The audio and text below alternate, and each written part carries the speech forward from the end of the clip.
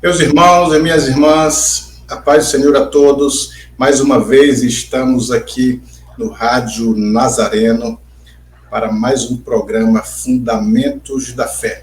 Programa este que está sobre a responsabilidade do Conselho de Educação e Cultura, composto de seus membros já conhecidos, mas hoje aqui comigo, dois deles estão presentes para juntos falarmos de assuntos que já vêm sendo tratados ao longo dos dias aí sobre a teontologia, a doutrina de Deus. E o objetivo deste programa, Fundamentos da Fé, é para trazer conhecimento aos nossos ouvintes, aos nossos irmãos, trazer luz sobre o conhecimento e a relação de Deus. Nós estamos falando esses dias sobre os atributos de Deus, tanto os atributos morais, os atributos de poder, e a intenção, como disse um famoso teólogo americano, Stanley Horton, ele dizia assim, que quando nós aprendemos sobre Deus, estudamos sobre Deus, ou estamos em sentido de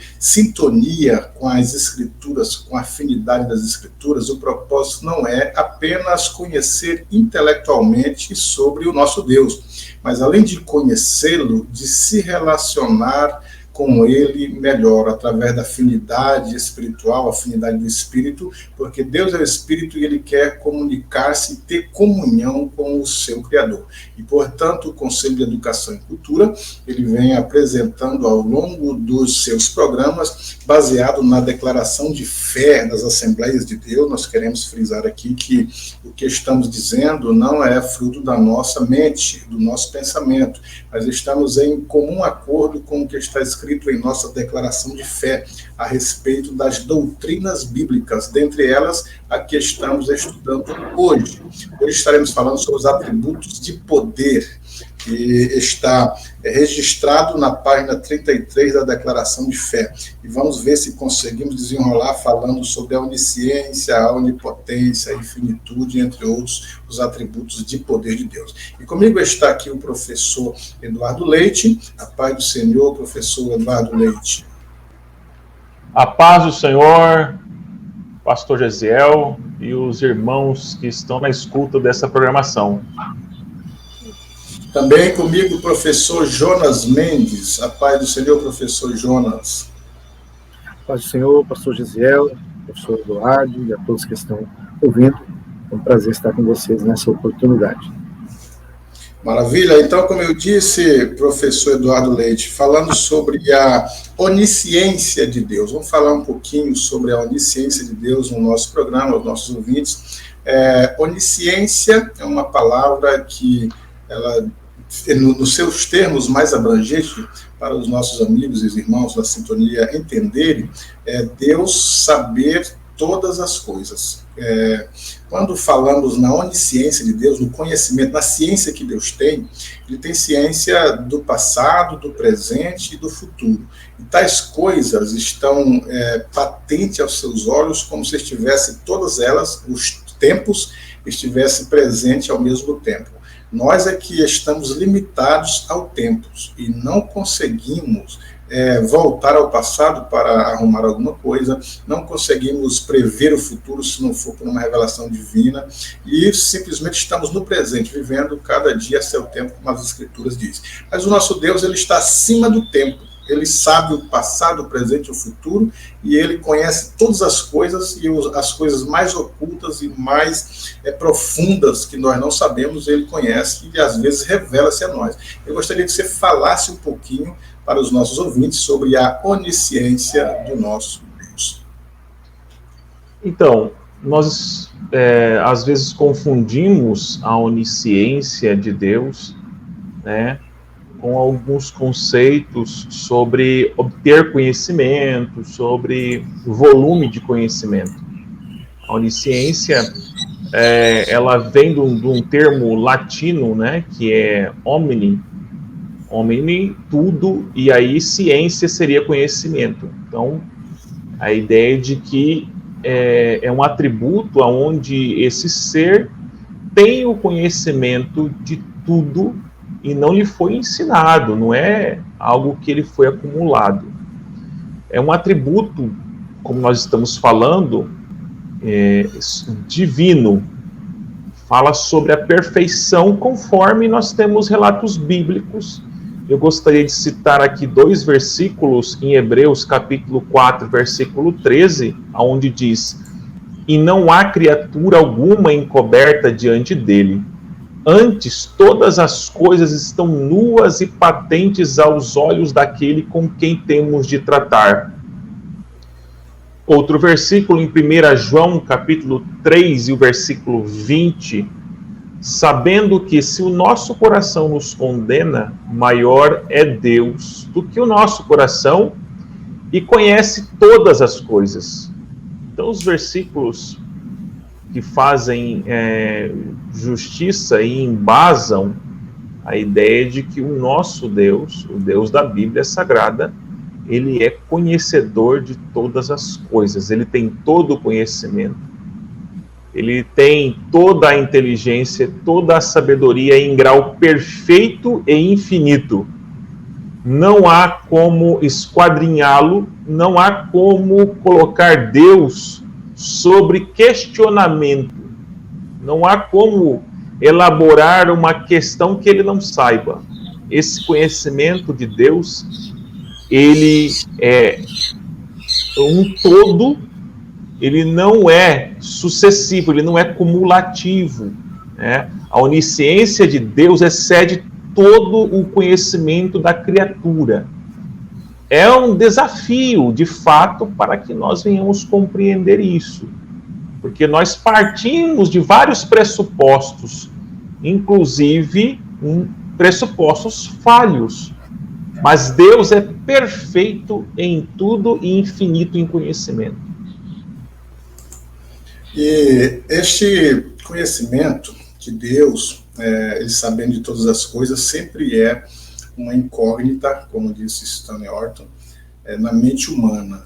Porque o ser humano, ele vem de um início de alguma coisa. Nós, sempre, quando chegamos à vida, teve um princípio a nossa vida, as nossas coisas têm um princípio, os nossos projetos têm um princípio, mas quando nós nos apegamos a Deus, que ele é o alfa e o ômega, isto é, ele é o princípio, ele é o fim, a infinitude de Deus, não ter começo, não ter fim, isso faz com que a gente fica tentando imaginar como que é isso, como disse o salmista. Davi disse que quando ele vai se ele fizesse o seu ninho nas estrelas, Deus estaria ali. Se ele fizesse nas profundezas do mar, Deus também estaria ali. De repente ele fala: tal ciência é maravilhosíssima demais para mim, de tal forma que eu não pudesse compreender. E eu gostaria que o professor Jonas fizesse algumas observações sobre essa angústia de entender a onisciência de Deus, ou prescrutar, tentar imaginar a onisciência. Deus sabe de tudo e a nossa infinitude em relação a isso. Professor Jonas. Perfeito, pastor Gesiel. De fato, a gente consegue perceber um contraste significativo entre os seres humanos, são seres finitos e limitados, sua própria natureza, e Deus, que é infinito, ilimitado, eterno. Então, daí já começamos a compreender algumas coisas. Primeiro, nós nunca vamos conseguir compreender tudo a respeito de Deus, ou perscrutar Deus de forma absoluta. Por quê? Porque a mentalidade humana, ela é extremamente limitada. A mentalidade humana é limitada. Deus não é limitado. Não há barreiras para Deus, porque Deus conhece todas as coisas. Daquilo que é logicamente possível de ser conhecido, Deus conhece. O conhecimento de Deus é perfeito. Nós não. Nós não conhecemos todas as coisas. Nosso conhecimento é imperfeito, é limitado, é falho, e tendemos a fazer julgamentos errados. Deus não. Deus conhece todas as coisas perfeitamente, de maneira absoluta. E o julgamento de Deus é justo e perfeito. Existe um termo que é usado por Chesterton, que eu acho que é interessante para ajudar a explicar essa relação entre o homem e Deus, e essa característica de finitude da existência humana e Deus, que é um ser eterno, infinito. Chesterton, ele dizia que há sempre no cristianismo aquilo que ele chamava de paradoxo. Paradoxo, o que seria exatamente isso? São verdades que aparentemente nós não conseguimos conciliar, às vezes, mas não porque elas são irreconciliáveis, mas é porque a mentalidade humana é limitada. Então é aquilo que nós chamaríamos de mistério, ou seja, a mente humana ela vai até um ponto, mas chega em um lugar que a mente humana ela para, ela não consegue transpor aquilo mais. Por quê? Porque aí a mente humana não consegue prescrutar esse mistério. Está para além da capacidade humana de entender. Então, quando nós dialogamos com Deus, o que nós podemos fazer é citar versos como esse, por exemplo, tal ciência para mim maravilhosíssima, né? Profundidade, da riqueza, ou seja, Deus é muito grande, Deus está para além do entendimento humano. Como que nós conseguimos compreender Deus? Porque ele se revelou a nós. Em Cristo Jesus, Deus se revela. A Bíblia mostra a revelação de Deus. Então é Deus se tornando inteligível para os seres humanos, é Deus se tornando compreensível aos seres humanos. João Calvino ele usava uma expressão que ele dizia da acomodação. Ele dizia que a Bíblia ela apresenta uma linguagem de acomodação. O que seria isso? Seria o Deus eterno, infinito, ilimitado, se revelando aos seres humanos, cuja inteligência é limitada, é finita, e Deus se fazendo entender para esse ser humano, dentro da realidade do ser humano. Ou seja, a Bíblia usa uma linguagem que os seres humanos possam compreender. A Bíblia usa uma linguagem que para nós se torna compreensível. Por quê? Porque se Deus não se revelar para o homem na realidade humana, dentro da capacidade de entendimento dos seres humanos, jamais poderemos compreender o Deus. Tanto é que Jesus disse, João 14, quem vê a mim, vê o Pai. Em Colossenses 1,15, Paulo vai dizer que Cristo é a imagem do Deus invisível. Então nós conseguimos compreender um pouco disso. Mas quando nós estudamos esse atributo, que é a onisciência, dizemos que Deus sabe de tudo, conhece todas as coisas. Deus conhece as intenções dos nossos corações. Deus conhece aquilo que nós pensamos, aquilo que nós falamos. Antes mesmo de uma palavra chegar à nossa boca, Deus já sabe. Isso para o ser humano é algo que às vezes a gente tem dificuldade de entender, dada a magnitude disso aí. Isso mostra que o nosso Deus é muito grande. Está para além de tudo aquilo que possamos conceber. E ainda falando sobre esse conhecimento de Deus, essa busca que o ser humano tem, a gente também pode relacionar isso quanto à salvação, porque o homem na depravação total, como disse o apóstolo Paulo aos Romanos, ele dizendo assim no capítulo 3, versículo 23, que não há quem entenda, não há quem busque a Deus, porque todos pecaram, destituídos estão da glória de Deus. O apóstolo Paulo também fala aos Coríntios, dizendo que o Deus deste século cegou o entendimento dos incrédulos, para que não lhe resplandeça o evangelho da glória de Deus. Então, assim, o homem está morto espiritualmente, falando um pouquinho da teologia arminiana quanto à salvação, está morto espiritualmente, não consegue entender, não consegue buscar.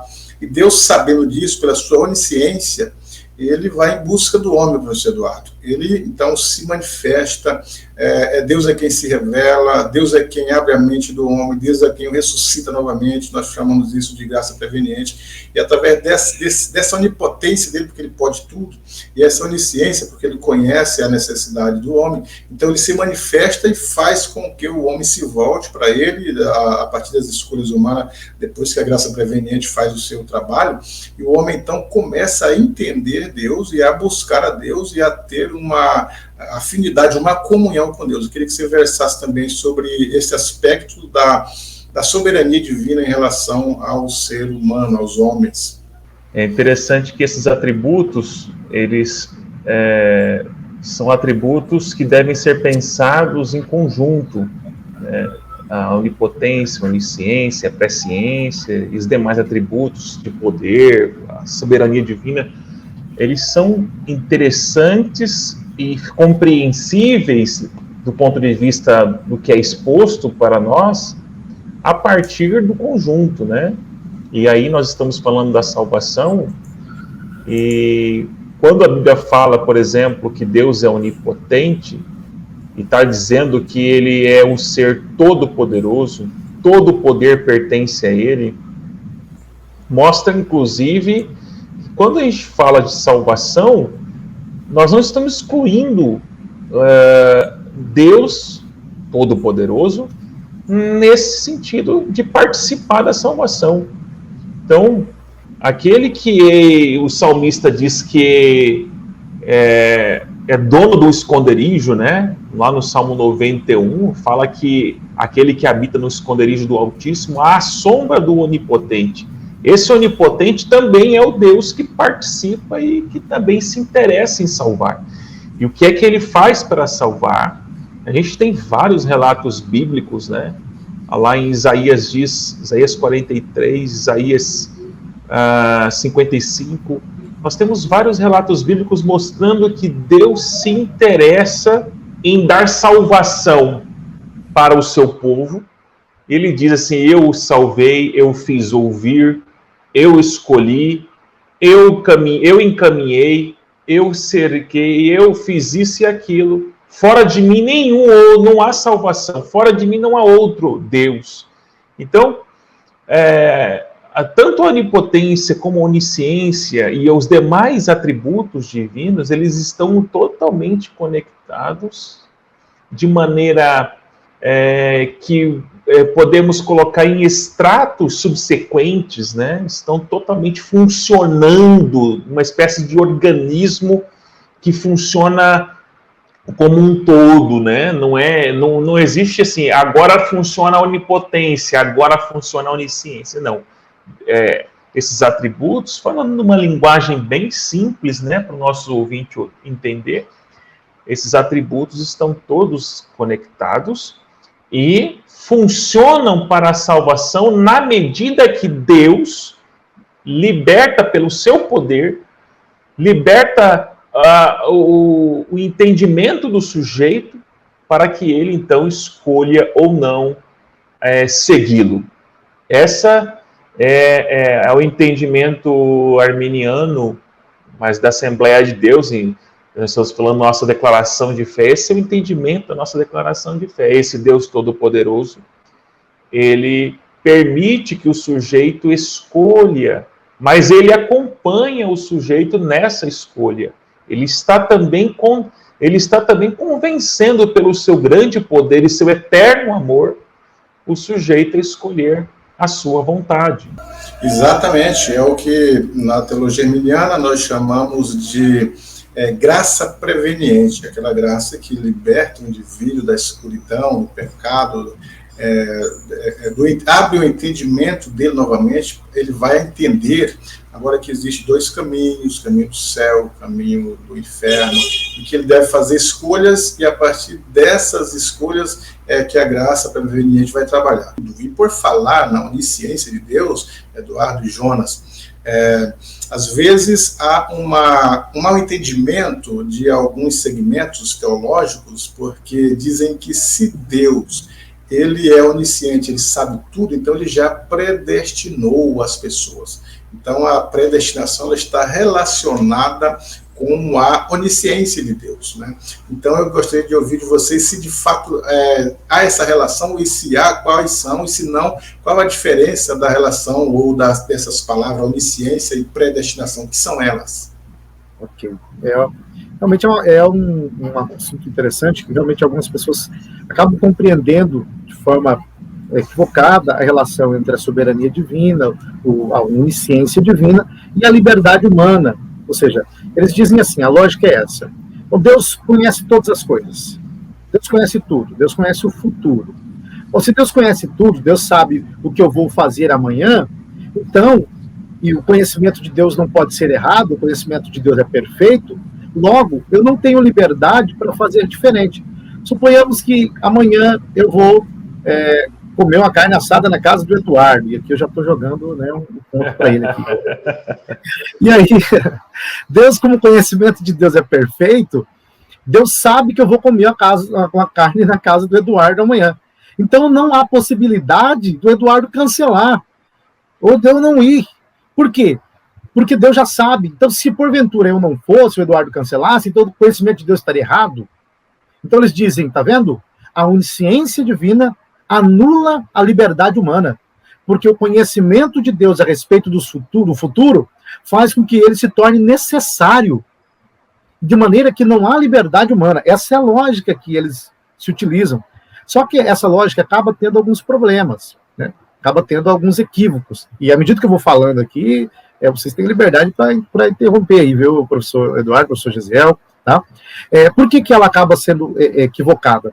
Porque a Bíblia, ela apresenta tanto a realidade da onisciência divina, Deus é um ser que conhece todas as coisas, o conhecimento de Deus é perfeito, mas ela também apresenta a realidade da liberdade humana, o livre-arbítrio. Ou seja, o ser humano, ele faz escolhas e é responsável por aquilo que escolhe. Na Bíblia nós encontramos isso com muita frequência. Agora, o grande erro está na relação de Deus com o tempo, a onisciência divina relacionada com o tempo. Porque nós temos duas dimensões aí. Para Deus, não há futuro, para Deus não há passado. Isso aí só existe para os seres humanos. Para Deus, tudo já é um eterno presente. Deus não há simultaneidade de acontecer, não há... Deixa eu falar, complementando o que o João está dizendo, o que a gente assiste, Gesiel, geralmente é uma capturação, um aproveitamento garantista até, né, de ocasião, de um teleologismo. Como assim? Vamos lá. Porque eu parto do pressuposto ideológico doutrinário, eu preciso garantir que a predestinação seja uma teologia correta, caso contrário eu tô com problema.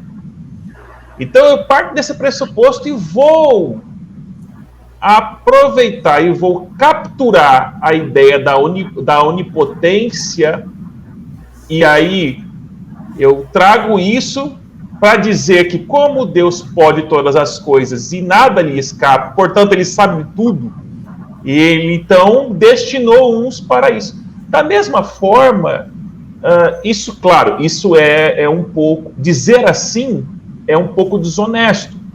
Por quê? Porque da mesma forma a gente vai lembrar que, como o Jonas está dizendo, existe um Criador que nos criou com arbítrio livre, com a capacidade de escolha limitada, claro, mas com capacidade de escolha.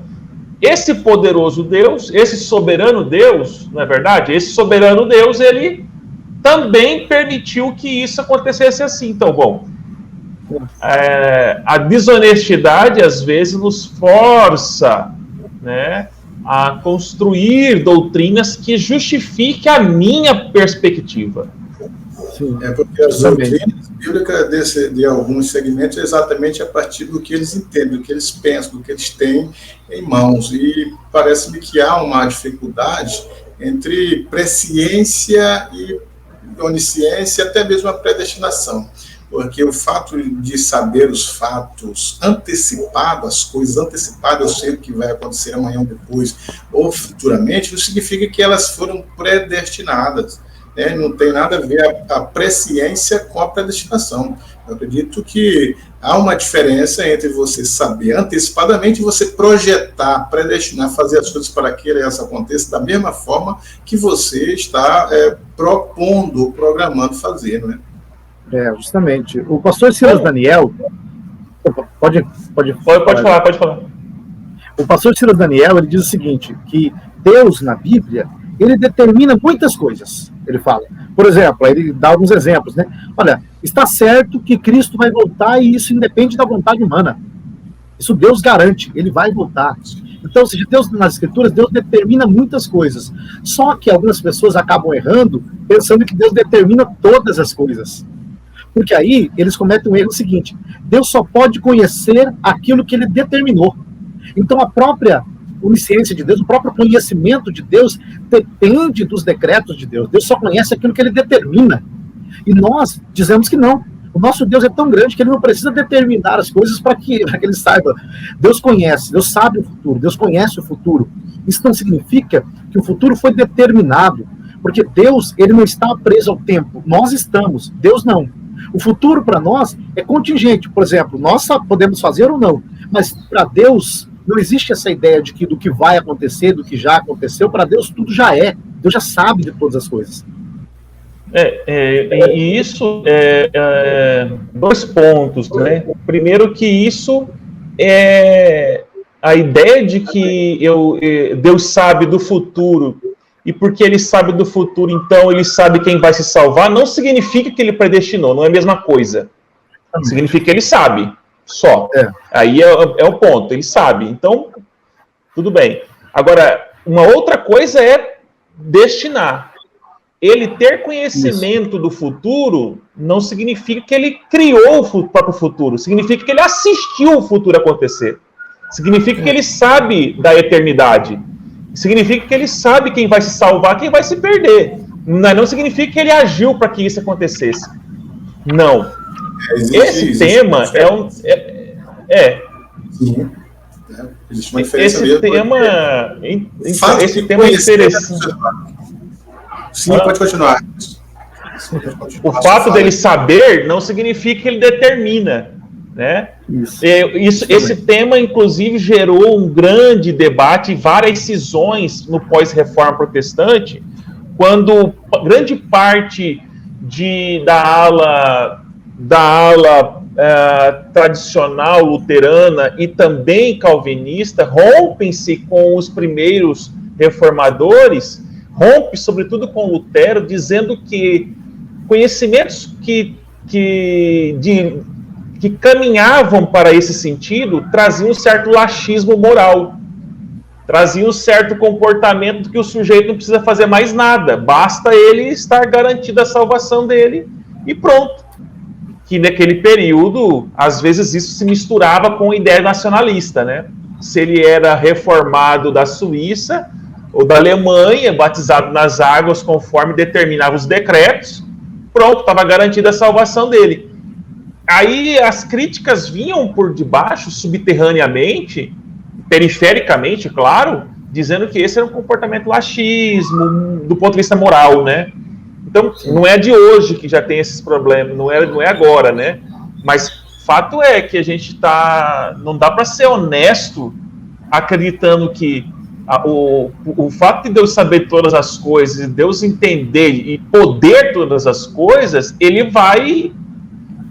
não é porque eu posso quebrar a minha porta da minha casa que eu quebrei a minha porta. Uma coisa é poder, outra coisa é eu fazer isso acontecer, né?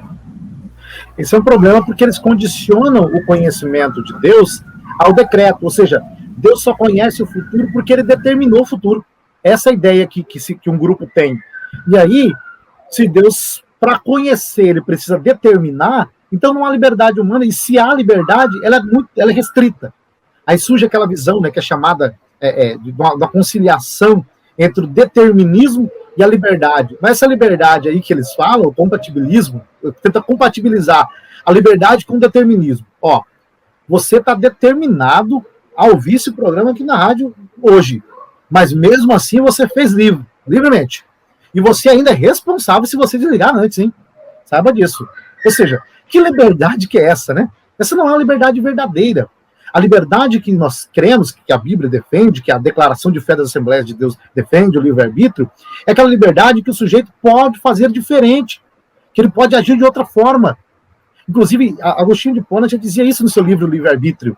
Ele dizia que se nós não podemos fazer de outra forma, ou seja, então não há recompensa para o bem nem para o mal.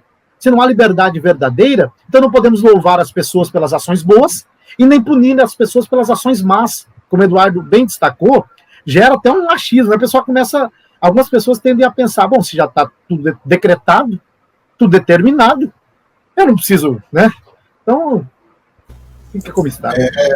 E as pessoas nesse ponto aí levam um certo relaxamento, já que está tudo terminado, Deus já sabe quem vai ser salvo, já escolheu os salvos, já condenou quem deve ser condenado. Para que a gente vai ficar quebrando cabeça, inclusive com a evangelização, né? Então, Deus sabe todas as coisas. Então, esses são temas que devem ser pensados, sim. Lógico que a gente está falando aqui de uma forma mais clara, para que os nossos ouvintes possam ter uma compreensão mais abrangente, mas são fatores que estão presentes em nossas igrejas, em nossos púlpitos, em nossas livrarias, e que precisam ser esclarecidas cada vez mais para o nosso público em relação à salvação, à onisciência de Deus, os propósitos de Deus, para que as pessoas entendam de uma forma mais clara a onisciência de Deus. Então, a presciência de Deus, o fato dele saber o futuro, e não significa uma predestinação, né? Às vezes não, quando a Bíblia fala da predestinação, ela não fala da predestinação fatalística, como escolhendo um e condenando o outro, escolhendo um e condenando o outro. Não é desta forma, não.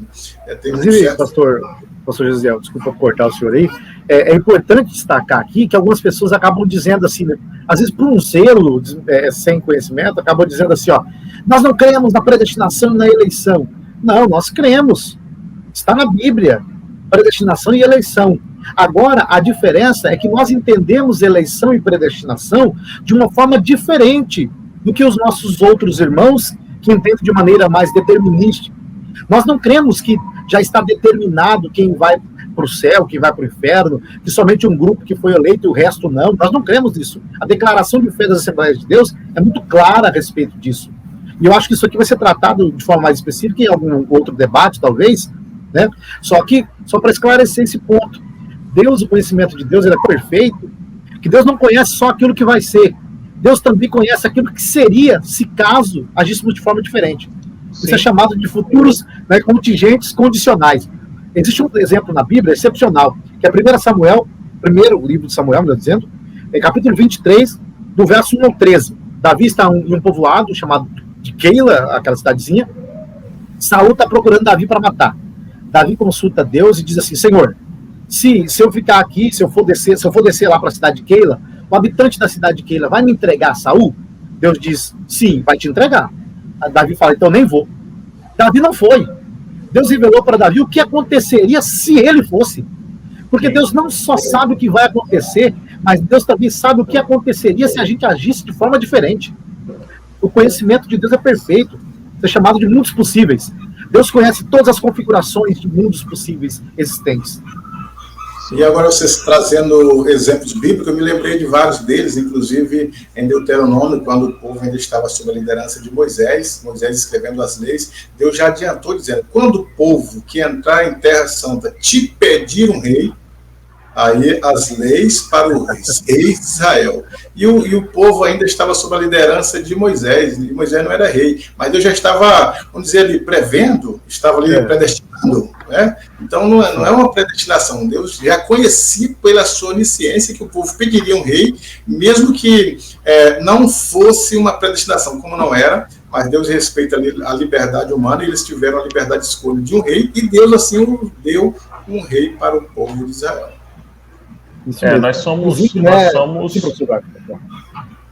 Nós temos que lembrar que nós estamos. Isso não significa dizer assim de Deus, não significa que Deus não tenha poder sobre nós, né?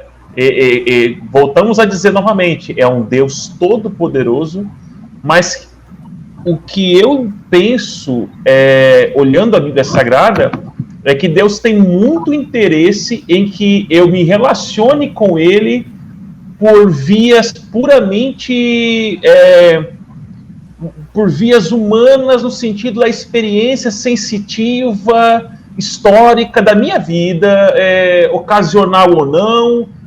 É como se eu estivesse aprendendo a andar com Ele. Ele não determina a um robô, ele não me programa para isso. É como se ele estivesse nos chamando para uma experiência pessoal, sim, mas ele continua sendo Deus soberano. Então ele cria limites para que essa relação aconteça, ele cria cenários para que tudo isso ocorra. Tudo, essas limitações são propostas por um Deus todo-poderoso. Mas eu não consigo enxergar na Bíblia Sagrada essa ideia de que todos nós estamos praticamente programados para agir de certa forma e não agir de outra forma, né? Eu acho que, claro, as duas ideias falam de um Deus todo-poderoso, mas me parece que essa última, ela é um tanto prejudicial, é um tanto difícil de fundamentar biblicamente. E quando você fala sobre o Senhor Deus, ele permitir, não é que ele não tenha poder de interferir ou de que o povo não pedisse, no caso que eu citei um rei, ali entra em questão as vontades de Deus. Inclusive, eu já aproveito aqui para fazer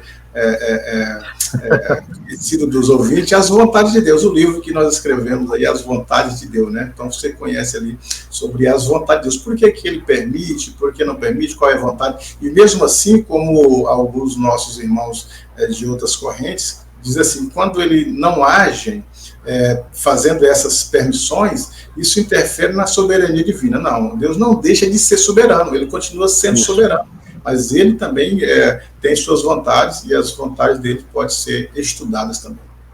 Perfeito. Inclusive, essa ideia, né, quem diz isso, né, que o homem não pode ser livre, porque se o homem é livre, Deus não pode ser, isso atenta contra a soberania de Deus. Esse argumento é falacioso pelo seguinte ponto, vários pontos podemos destacar, mas um em exato. Adão, no Éden, antes do pecado, ora, ele não possuía livre-arbítrio, não possuía liberdade. Se não possuísse, então a proibição que Deus lhe deu era sem sentido. Vou colocar uma árvore aqui que você não pode comer, mas eu sei que você vai comer porque eu determinei que você coma, viu? Mas eu só estou dizendo para você não comer para não ficar mal. Mas eu já determinei, você vai comer e eu vou te punir e vou fazer a morte entrar no mundo, o pecado, por causa daquilo que eu determinei que você fizesse. Ora, na Bíblia, a gente vê Deus alertando sempre o ser humano. As advertências de Deus não fariam sentido se o homem não pudesse agir de outra forma. Se não há liberdade, como nós podemos conceber um Deus de amor que pune o homem por fazer aquilo que Deus determinou que o homem fizesse? Deixa só um pouquinho, aí não vale, porque eu vejo muito isso, não vale correr para a ideia de soberania para justificar essa contradição. Justamente. Não tem explicação, Deus é soberano e pronto, acabou. Não, ele não deve explicação, ele é soberano, pronto, acabou. Bom, se for assim, vale para muitas outras coisas. Então existe... Fácil, né? É fácil, porque aí fica muito fácil, né? A gente, mais uma vez, eu parto de pressupostos ideológicos doutrinários na minha teologia, e aí quando dá problemas de nó, eu falo que é soberania de Deus. Isso. Quando eu vejo que há... aí morre tudo na soberania divina. Então, 29. Não, Deus é soberano. Ele escolheu um para morrer, outro para viver. Justamente. Ele é soberano. Aí não tem debate, né? Aí não tem discussão nenhuma. Não tem morre conversa, né? Eu escolhi matar também porque eu sou predestinado a matar, pronto. Não poderia fazer diferente. Eu não consegui evitar, eu sou naturalmente voltado a cometer um ato de ser... Estava escrito na história divina que eu ia matar ele. Mas você será punido por isso ainda. Soberania divina. Soberania divina. Vale destacar aqui, de forma bem rápida, a liberdade humana, quando a gente fala sobre a liberdade no arminianismo, e a declaração de fé mostra de forma muito clara, nós estamos dizendo que o homem é absolutamente livre, só Deus é absolutamente livre, é o incondicionado por natureza. O homem, em seu estado natural, ele é pecaminoso, ele é pecador, ele não tem em si a vontade de fazer o bem nenhum. Está em Romanos 3, está em Efésios 2.